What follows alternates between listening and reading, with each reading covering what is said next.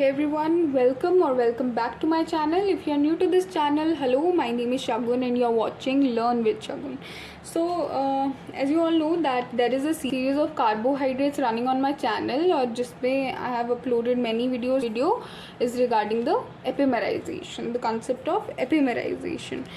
Before we start epimerization, you need to know what are epimers. These are also kind of stereoisomers, epimers भी, लेकिन ये क्या होते हैं कि इनका कन्फिग्रेशन किसी एक कार्बन एटम के अराउंड जो है वो डिफर करता है.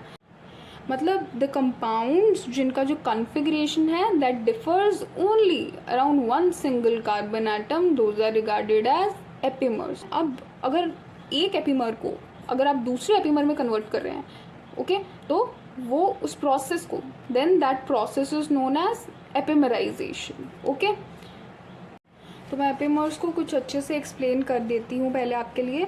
तो एपिमर्स का क्या रहता है कि देखो ध्यान से, अभी आप देखेंगे यहाँ पे मैं ग्लूकोज का स्ट्रक्चर ड्रॉ करने जा रही हूँ. This is glucose, right. Glucose के पास कितने कार्बन एटम्स होते हैं? 1 2 3 4 5 एंड 6. ओके, अब उसके पास एक होता है आपका एल्डिहाइडिक ग्रुप, राइट, और बाकी उसके पास HNOH होते हैं जो कि अरेंज्ड होते हैं. ओके, लास्ट वाला तो सिमिलर ही होता है, उसको हम ऐसे ही लिख लेते हैं. नाउ ग्लूकोज का अगर आपको एक ट्रिक पता करनी है, क्योंकि सेंट्रल जो आपके 4 होते हैं जो बीच में लाए कर रहे होते हैं कार्बन एटम्स, इनमें H and OH he arrange होते हैं, left right. Now if you consider your hand, आपके पास 4 फिंगर्स है और 4 ही आपके पास जो है वो सेंट्रल कार्बन एटम्स है. अब देखो there is a trick. Consider your 4 fingers, आप इन्हें इनवर्ड रोल कर लो. ओके, इनवर्ड रोल करने के बाद, क्योंकि 4 हैं, right, just like the 4 carbon atoms there, let us consider कि ऊपर वाला CHO ग्रुप है. ओके, जो 6 वाला है वो तो ऑटोमेटिकली सबके लिए सेम ही होता है, तो उसको आप ऐसे ही लिख देना. Now this is the first carbon of glucose, this is the second carbon of glucose and this is the third carbon of glucose.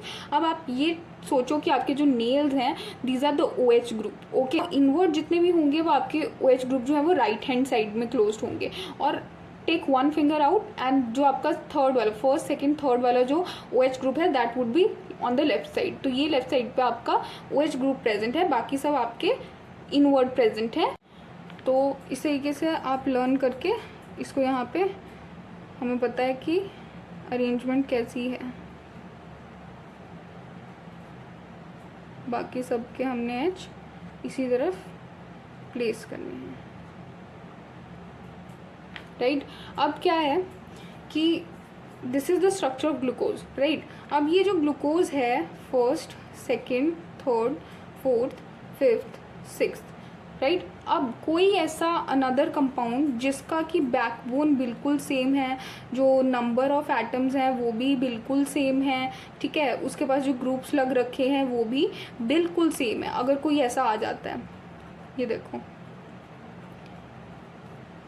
Almost similar, बस वो क्या होगा कि किसी एक carbon atom on any of the 1 carbon atoms, उसका जो configuration होगा वो इससे थोड़ा डिफरेंट होगा. अब हम मान लेते हैं कि सेकेंड कार्बन एटम में इसमें जो OH है वो इस तरफ प्रेजेंट है, बाकी सब कॉन्फ़िगरेशन ग्लूकोज की तरह ही है, लेकिन इसमें जो सेकेंड कार्बन एटम है उसमें जो OH था वो भी लेफ्ट हैंड साइड पे ही प्रेजेंट है. बाकी सब कुछ यू कैन सी मैंने सेम ही प्लेस किया हुआ है यहाँ पे, राइट. नाउ ऐसे कंपाउंड्स जो कि एक दूसरे से सिर्फ एक ही कार्बन एटम पे जो अरेंजमेंट है उसमें डिफ़र करते हैं, इस तरीके के जो आपके कंपाउंड्स होते हैं इन्हें नाम दिया जाता है एपीमर्स. ओके, ये क्या होते हैं? एपीमर्स होते हैं. अब ये वाला जो सेकंड है ये ग्लूकोज है, राइट, ये ग्लूकोज का स्ट्रक्चर है, और ये वाला जो है this is the epimer of glucose जिसका नाम है mannose. Okay, this is mannose. Glucose का एक और एपीमर होता है गैलेक्टोज, उसमें 4th कार्बन एटम के ऊपर जो है वो कॉन्फ़िगरेशन डिफर करती है. नाउ अगर आपने मैनोज और जो गैलेक्टोज है उसका स्ट्रक्चर देखना है, मैनोज के दोनों ही आपके OH ग्रुप जो है वो लेफ्ट हैंड साइड पे प्रेजेंट है और बाकी दो जो है वो राइट साइड पे प्रेजेंट है. ये मैनोज का हो गया.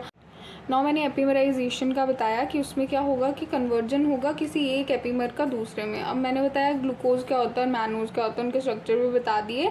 अब नाउ वी विल सी कि कैसे हम ग्लूकोज को मैनोज में कन्वर्ट कर सकते हैं। ओके, अब कैसे करेंगे हम कि this is the structure of glucose. The first step would be bromine water add करना आपको ग्लूकोज के अंदर। ठीक है, ग्लूकोज के अंदर आप ब्रोमीन वाटर ऐड कर दोगे, ऑक्सीडाइजेशन हो जाएगी, आपका एल्डिहाइड से जो ग्रुप है वो कन्वर्ट हो जाएगा कार्बोक्सिलिक ग्रुप में, बाकी स्ट्रक्चर सेम रहेगा। सो ग्लूकोज का जो एसिड होता है that is gluconic acid, so glucose got converted into gluconic acid. Okay, first step is addition of bromine water, tautomerization और rearrangement whatever you can call it.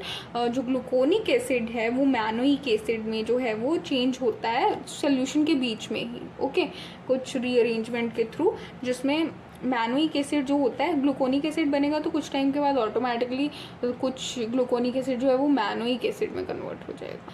ठीक है, इनके structure में सिर्फ इतना डिफरेंस है कि मैनोइक एसिड में जो सेकेंड कार्बन है उसमें जो OH है that is on the left side. Now ये जो मिक्सचर है ग्लूकोनिक एसिड और मैनोइक एसिड का जो कि ऑक्सीडाइजेशन के बाद में बना है उसको आगे 2 स्टेप्स में ट्रीट किया जाता है, जिसमें इस मिक्सचर को पहले तो आपको सेपरेट करना है। ग्लूकोनिक एसिड अलग कर लो, मैनोइक एसिड सोल्यूशन से अलग कर लो। ओके, अब आप क्या करो कि ग्लूकोनिक एसिड साइड पे रख दो और जो मैनोइक एसिड आपने ले रखा है उसको आप हीट करो। Okay, now what will happen on heating the mannonic acid we will see. Now see, mannonic acid को हीट करने के ऊपर वो चेंज हो जाता है मैनोलेक्टोन में। ओके, उसका एक ईथर फॉर्म हो जाता है कुछ इस तरीके से। नाउ सी, यहाँ पे क्या हुआ है, यहाँ पे आपका जो कार्बोक्सिलिक एसिड था, इसका जो OH ग्रुप था, सी यहाँ पे इसका जो OH ग्रुप था, एंड आपके पास जो 4th कार्बन एटम है उसका जो OH ग्रुप था। ठीक है, इसमें से H2O तो रिलीज हो गया लेकिन एक ऑक्सीजन बच गया, राइट। सो वो ऑक्सीजन ने क्या किया, यहाँ पे H2O इस तरीके से यहाँ पे रिमूव करके बताया हुआ, और ऑक्सीजन ने क्या किया है, एक रिंग फॉर्म कर लिया है इसके साथ यहाँ पे, इसीलिए इलेक्ट्रॉन बनाया ना। Okay, so it's a kind of ether. तो ये बन जाता है यहाँ पे गामा मैनोलेक्ट्रॉन बन जाता है। अब ये जो आपका मैनोलेक्ट्रॉन बन गया है उसको हीट करने के बाद, मैनोइक एसिड को हीट करने के बाद जो मैनोलेक्ट्रॉन बना है, now you have to treat it with sodium amalgam. Okay, sodium amalgam acidic medium में आप इसको ट्रीट कर लो, और उसके रिजल्ट में क्या होता है आपका, ये चीज़ मैनोज में जो है वो रिड्यूस हो जाती है।